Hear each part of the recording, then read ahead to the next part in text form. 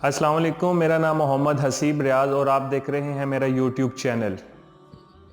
म्याना रवी क्या है, दरमियानी रास्ता क्या है, जिसके बारे में हजूर अकरम सल्लल्लाहु अलैहि वसल्लम ने फरमाया कि म्याना रवी एक बेहतरीन हिकमत अमली है। देखें, जो म्याना रवी है इसका मतलब है कि ना बहुत ज़्यादा और ना बहुत कम। आपने एक ऐसी प्लानिंग से चीज़ों को करना है कि जिसमें हिकमत भी हो, लोगों का फ़ायदा भी हो, आपका फ़ायदा भी हो। आपने बहुत ज़्यादा इमोशंस में भी नहीं आ जाना और बहुत ज़्यादा आपने नीचे लेवल पे भी नहीं चले जाना जिसमें आप ना उम्मीद हो जाएं। तो म्याना रवी एक ऐसी चीज़ है जो आपकी ज़िंदगी में आपको खुश कर सकती है और आप शुक्र अदा कर सकते हैं कि आपके पास अल्लाह ने बहुत चीज़ें आपको नवाजी हैं। कुरान मजीद में सहाबा इकराम का ज़िक्र है कि जब सहाबा इकराम ने हजूर अकरम सल्लल्लाहु अलैहि वसल्लम से पूछा कि क्या हम अल्लाह की राह में ख़र्च करें, कि हम अल्लाह की राह में क्या ख़र्च करें, तो हुक्म आता है, हजूर अकरम सल्लल्लाहु अलैहि वसल्लम फरमाते हैं सहाबा इकराम को कि जो ज़रूरत से ज़्यादा है वो ख़र्च कर दें। यानी ज़रूरत का मतलब ये है कि अगर आपका लाइफ स्टाइल, जो आप कमा रहे हो, आप अच्छा खा रहे हो, पी रहे हो, पहन रहे हो, रह रहे हो, सवारी अच्छी है, आपका जो लाइफ स्टाइल है वो आपके लिए बेहतर है, उसके अलावा जो है वो दूसरों की ज़रूरत में लगा दें। जो ज़रूरत से ज़्यादा है वो लगा दें।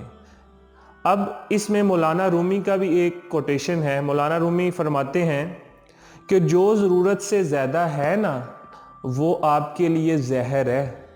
यानी कि ज़रूरत से ज़्यादा चीज़ क्या होती है कि जब एक लेवल से ऊपर जाना शुरू हो जाती है वो चीज़, वो आपके लिए नुकसान का बायस बनती है। जैसे जैसे आपके पास पैसा आना शुरू होता है, आप गुरूर में मुब्तला होने के चांसेस आपके ज़्यादा हो जाते हैं।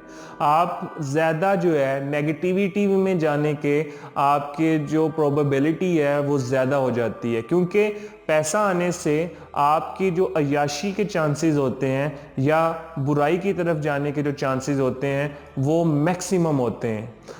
लेकिन मैं ये नहीं कह रहा कि सारे लोग ऐसे करते हैं, उसमें से 10% ऐसे लोग मौजूद होते हैं जो अपने पैसे के थ्रू लोगों की मदद करते हैं। हज़रत अब्दुर्रहमान बिन औफ का वाक़या सुन लें।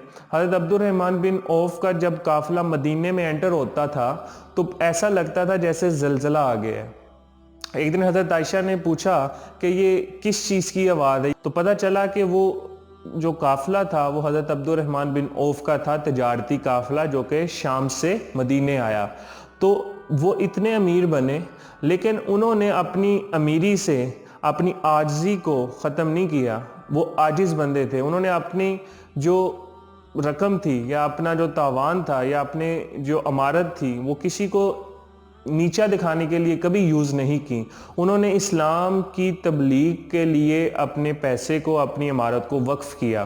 तो ये वो सहाबी थे जो महाजिर थे, जो मक्के से मदीने तशरीफ़ लाए थे और उनके पास कुछ नहीं था। उन्होंने अपनी मेहनत से अपने आप को इस मकाम तक ले गए कि मदीने में उनका नाम मशहूर ताजरों में आता था।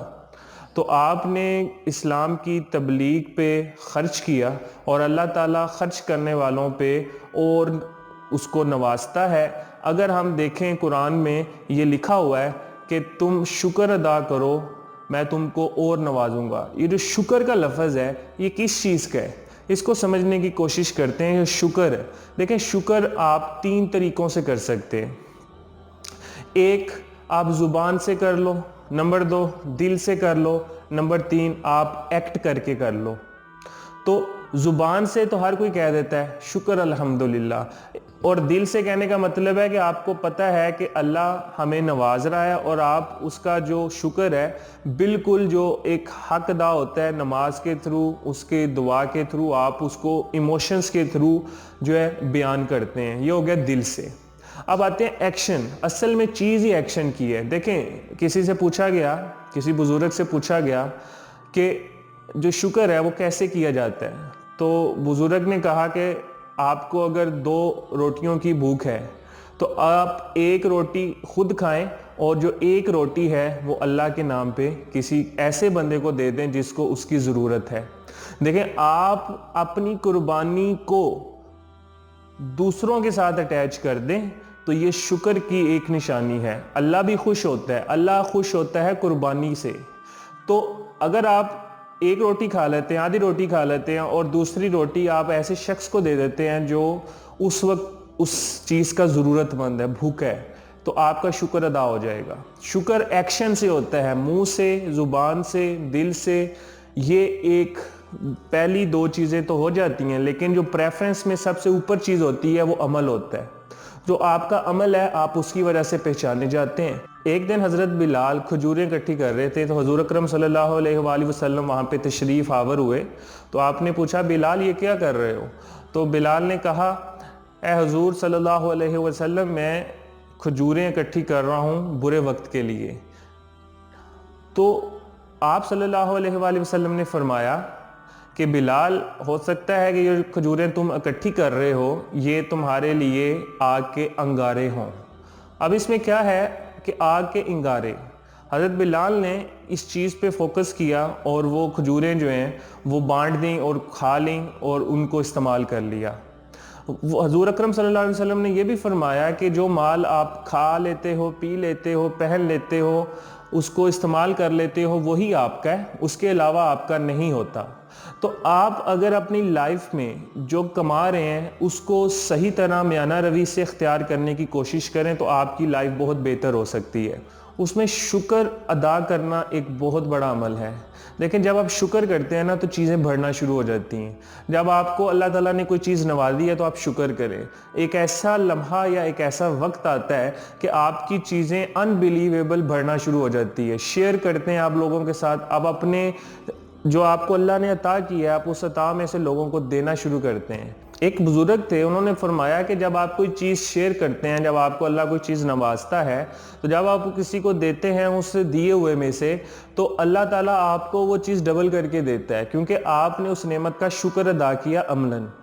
وہ کہا جاتا ہے کہ جس جیب سے پیسہ نکلتا ہے وہ پیسہ اس جیب میں ڈبل ہو کے دوبارہ واپس آ جاتا ہے۔ یہ ایک لا ہے، یہ ایک سرکل ہے جو کمپلیٹ ہو کے آپ کے پاس آتا ہے۔ اگر آپ اپنے رزق میں اضافہ چاہتے ہیں تو آپ دیکھیں کہ آپ اپنے دیے ہوئے رزق میں سے یا آپ کے پاس جو رزق ہے اس میں سے آپ لوگوں کے لیے کتنا نکال رہے ہیں، لوگوں کی کتنی ہیلپ ہو رہی ہے۔ دیکھیں خوشی کسی چیز کو کرنے میں ہے، کسی کو ہیلپ کرنے میں ہے۔ آپ کسی بندے کو خوشی دیں تو آپ بھی خوش ہو جائیں گے، اگر آپ کسی بندے کو دکھ دیں گے تو آپ بھی دکھی ہوں گے، کیونکہ یہ ایک لا ہے، ایک سرکل ہے جس میں سے ہر بندے کو گزر کے جانا ہے۔ اگر آپ اس چیز پہ فوکس کریں کہ آپ اس دنیا میں رہ کے اپنے آپ کو کیسے مینیج کر سکتے ہیں تو وہ ہے میانہ روی۔